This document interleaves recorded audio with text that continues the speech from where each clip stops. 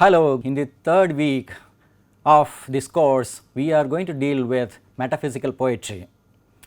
This is a phenomenon in the 17th century. So, we will look into the historical context and the literary context that made this metaphysical poetry possible. We will examine some of the practitioners of metaphysical poetry, John Donne, George Herbert, Henry Vaughan and Andrew Marvell. We will also examine the evolution of the concept of metaphysical poetry from William Drummond, John Dryden, Dr. Samuel Johnson, H. J. C. Greyson, T. S. Eliot, George Williamson. We will see the several features that make up this concept called metaphysical poetry. We will discuss the definition of W. Bradford Smith about this metaphysical poetry. We will also see two best examples, one from Smith, another from Brooks, as part of this lecture today.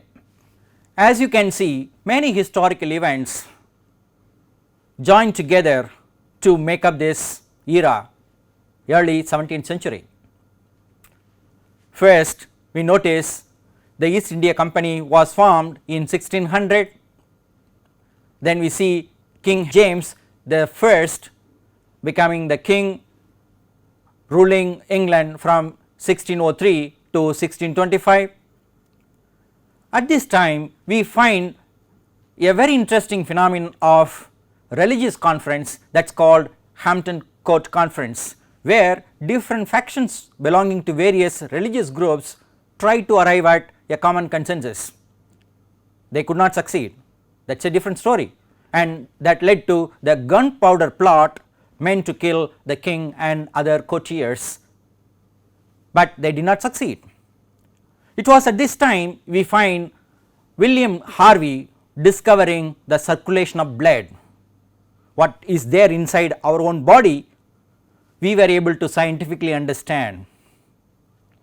There was also a war with Spain in 1624, and then we find a change of government from James I to Charles I. Charles I ruled England from 1625 to 1649. Unfortunately, because of the differences between the parliament and the king, a civil war occurred, and this civil war was fought in three different stages from 1642 to 1651. We also have this problem of the Irish rebellion at this time. Then after King Charles I was executed, the Commonwealth was formed, and we had this Commonwealth period from 1649 to 1660, when the monarchy was restored in England with King Charles II. We also have another interesting phenomenon of establishment of this Royal Society in 1662, focusing on these scientific developments in the context of expansive trade and colonialism during this period. It is also interesting to see the literary context, which is a kind of transition from Elizabethan poetry to Jacobean poetry. We find the old stalwarts Shakespeare, Ben Jonson, Michael Drayton and Samuel Daniel writing in this period as well. A remarkable event of this period, historically, religiously and literarily, is the publication of this authorized version of the Bible, otherwise known as King James Bible, which was published in 1611. Another interesting point that we have to notice is the rise of popular sermons from remarkable priests like Lancelot, Andrews and John Donne. We have actually three different groups of poets writing in this early 17th century, poets from Jacobean period, Caroline period and also this Commonwealth period, where we have cavalier poets supporting monarchy.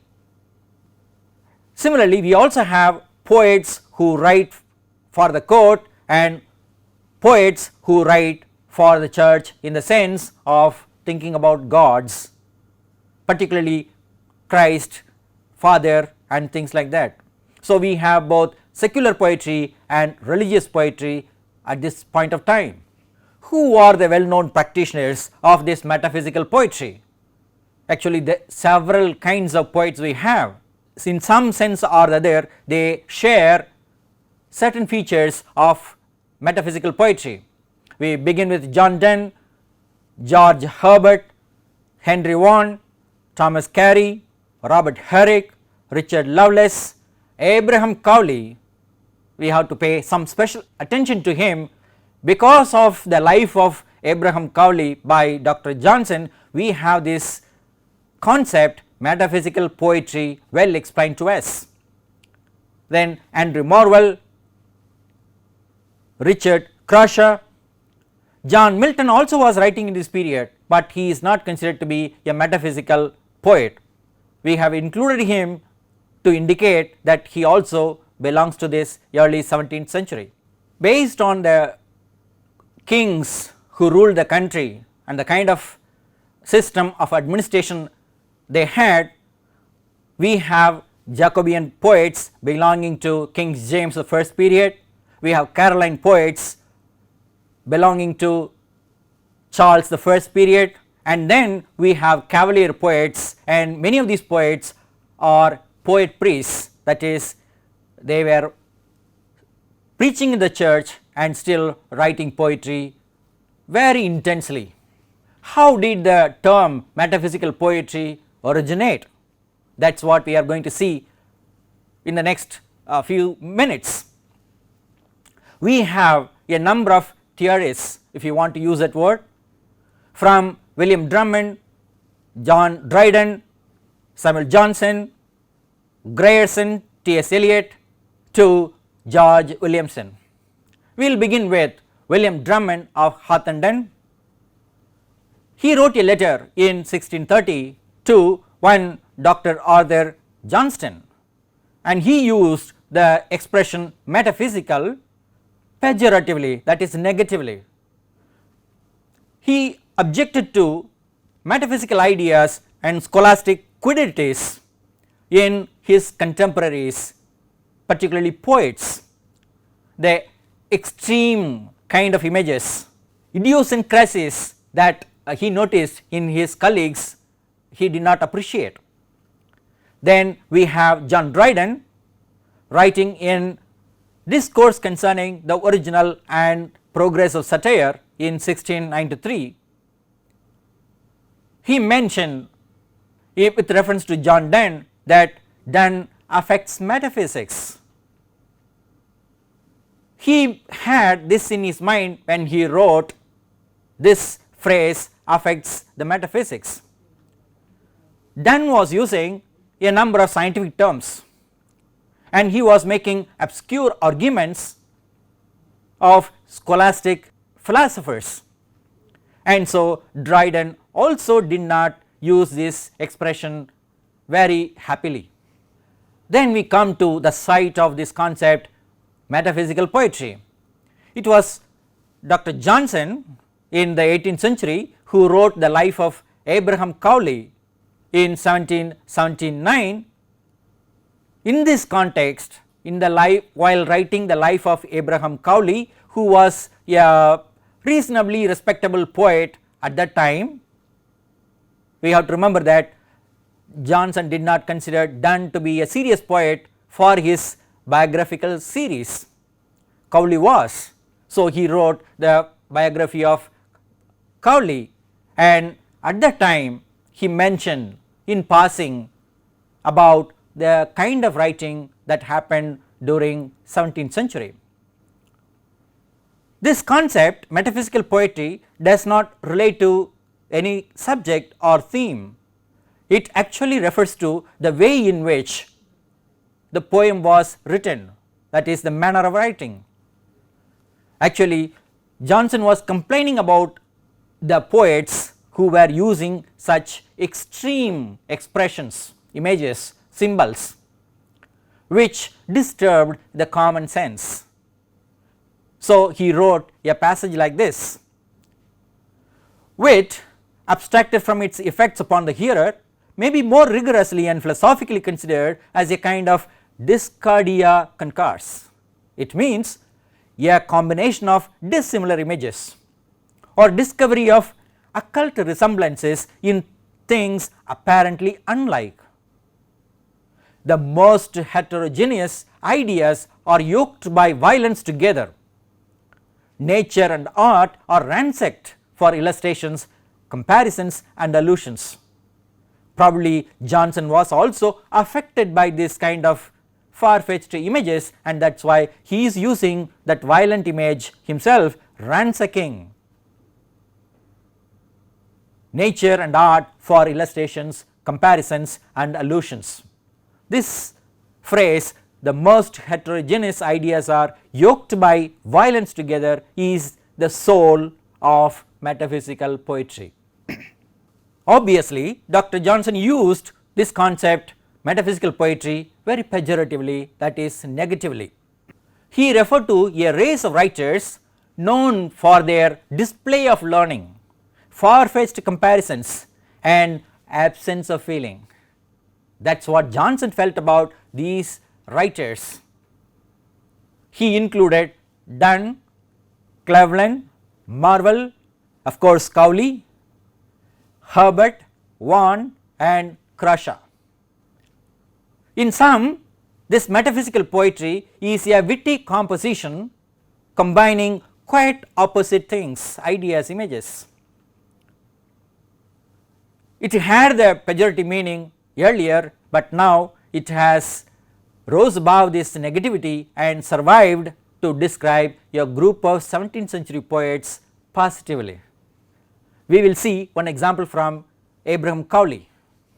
Abraham Cowley had a volume called The Mystices, and in this volume he has a poem called The Heartbreaking.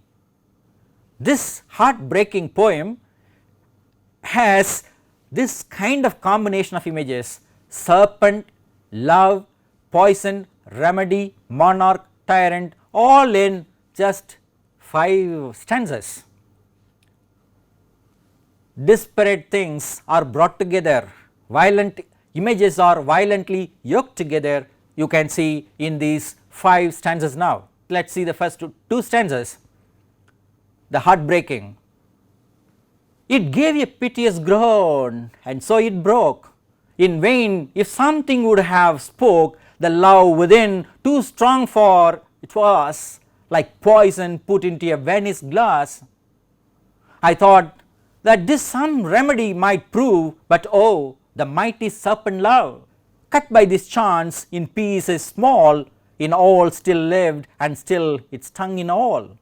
The next 3 stanzas now, where you can find the juxtaposition of dissimilar images, that is Dyscardia concurs. And now alas, each little broken part feels a whole pain of all my heart, and every smallest corner still lives with that torment which the whole did kill. Even so rude armies, when the field they quit, and into several quarters get, each troop does spoil and ruin more than all joined in one body did before. How many loves reign in my bosom now, how many loves, yet all of you, thus have I changed with evil fate my monarch love into a tyrant state. Various images from this serpent love, poison, remedy, monarch, tyrant, and in between we have rude armies, armies which are not controlled, moving in different directions. So the poet says he has different loves, but all of them finally turn into a tyrant state. He suffers more, so his heart is broken. It is not surprising that Johnson found this to be discordant for his ears. Next, let us look into Greyson's publication, which changed the face of metaphysical poetry in 1921. H.J.C. Greyson was a Scottish scholar interested in the 17th century poetry. He was a critic, an anthologist and a historian of English poetry. He has published many collections of poems by various writers including Blake, Tennyson. He came out with an anthology of 17th century poems in 1921 called Metaphysical Lyrics and Poems of the 17th Century. T.S. Eliot reviewed this volume of Metaphysical Lyrics and Poems of the 17th Century for Times Literary Supplement, and with the publication of this volume and the review by T.S. Eliot, there was a strong revival of metaphysical poetry in the 20th century. In his introduction to the volume, Greyson classified metaphysical poetry into two groups. One is Dante's kind of writing, where we have a philosophical conception of the universe, and the second one is the kind of poem written by Donne and his colleagues. Greyson is referring to Donne's metaphysical poetry with reference to a few features. They are intellectual, witty, argumentative, subtle, passionate, thoughtful and exotic. These are the common features that Greyson noticed in metaphysical poetry of 17th century. However, he did not include Milton because he considered Milton to be different from Dante or Donne. In his review of Greyson's volume, Eliot noted a blend of thought and feeling in Donne and other poets. He called it unified sensibility. So he said a thought to Donne was an experience, it modified his sensibility. What Eliot emphasized in this unified sensibility is thinking and feeling going together, making up these metaphysical poets. Eliot also observed a dissociation of sensibility in the 17th century, particularly after Donne. In early 20th century, many modernist poets started writing like metaphysical poets, or Eliot found a similarity between metaphysical poetry and early 20th century poets, particularly modernist poets, in terms of telescoping of images and multiple associations. Actually, Eliot was cultivating his own taste for poetry and creating a different kind of readership for modernist poetry in early 20th century. Later, we have a critic, George Williamson. He also discussed metaphysical poetry. According to him, the crux of metaphysical poetry is wit, and this wit is understood by various critics in different ways. For Greyson, wit is a peculiar blend of passion and thought. For Eliot, it is a sensuous apprehension of thought. Similarly, for Herbert Reed, it is emotional apprehension of thought, and for Williamson himself, wit is an embodiment of thought. This wit manifests in conceits of far-fetched and shockingly disparate elements. The shocking element is something noticeable and it is appreciated by 20th century, early 20th century poets like Eliot, whereas it was not liked by Dr. Johnson. Williamson also observed that this metaphysical poetry was a kind of revolt against the Elizabethan poetic conventions. In contrast to Elizabethan poetry, metaphysical poetry is more complex, sensuous, and it had more intellectual strain. The effect of all these critical thoughts in course of time is what Johnson considered vices turned out to be virtues and appreciated later on. What are the characteristics of metaphysical poetry. We have already seen a few features. Now here we have a listing of all of them. First, metaphysical poetry is colloquial, conversational, arresting and unifying language.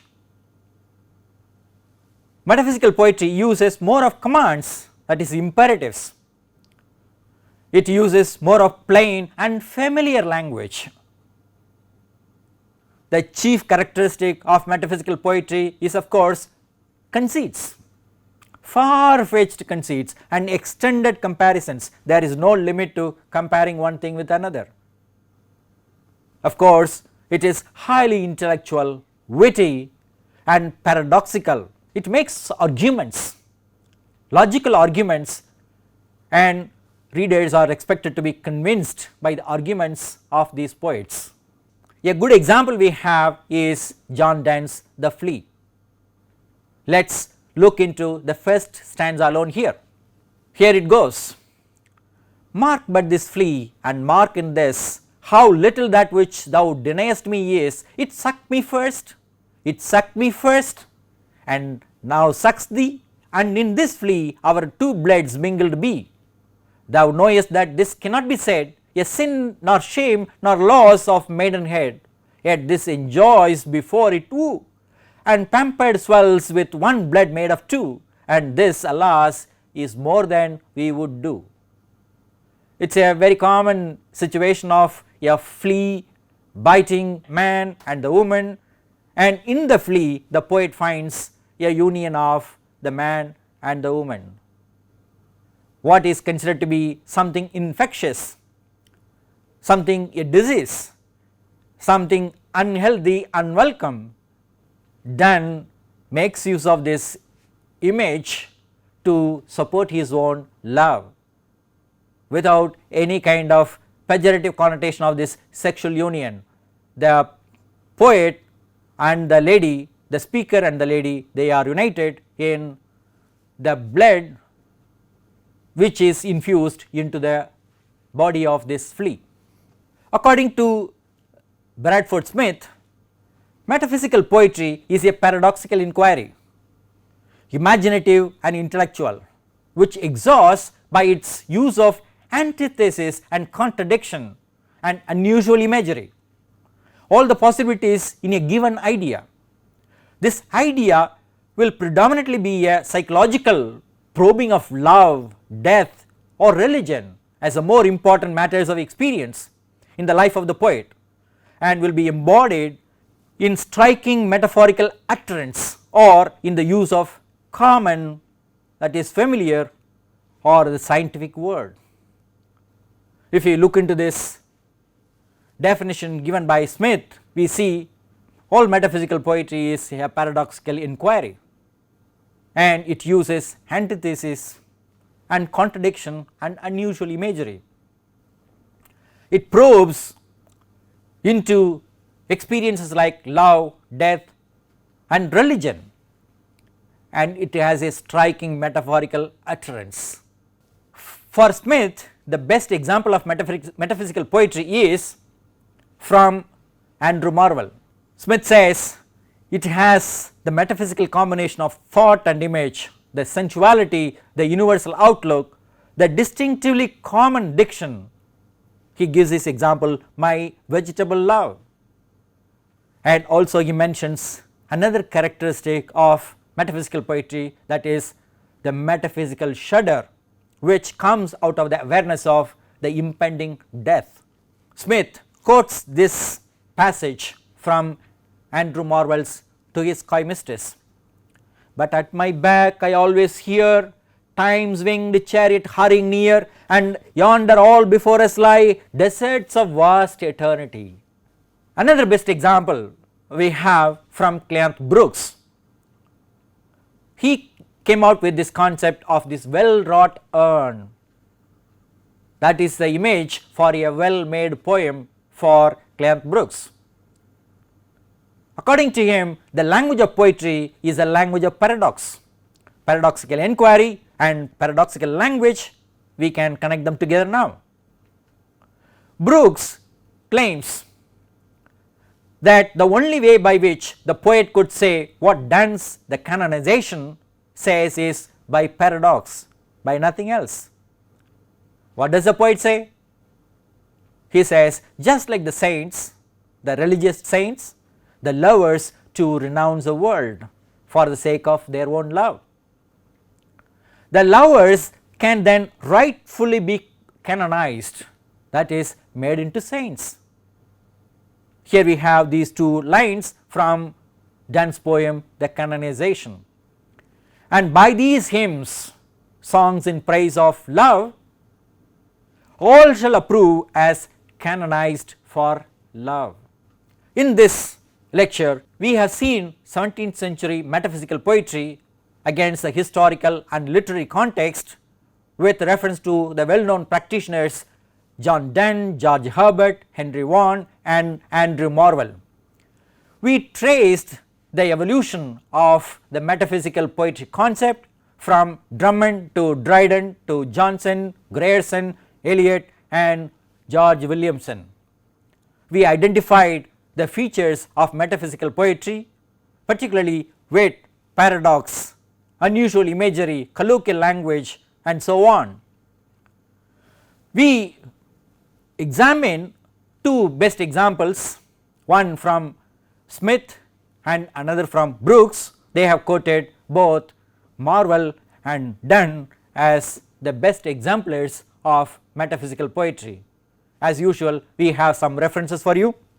It would be ideal for you to know more about metaphysical poetry by reading Eliot's essay The Metaphysical Poets and Smith's article What is Metaphysical Poetry. Thank you.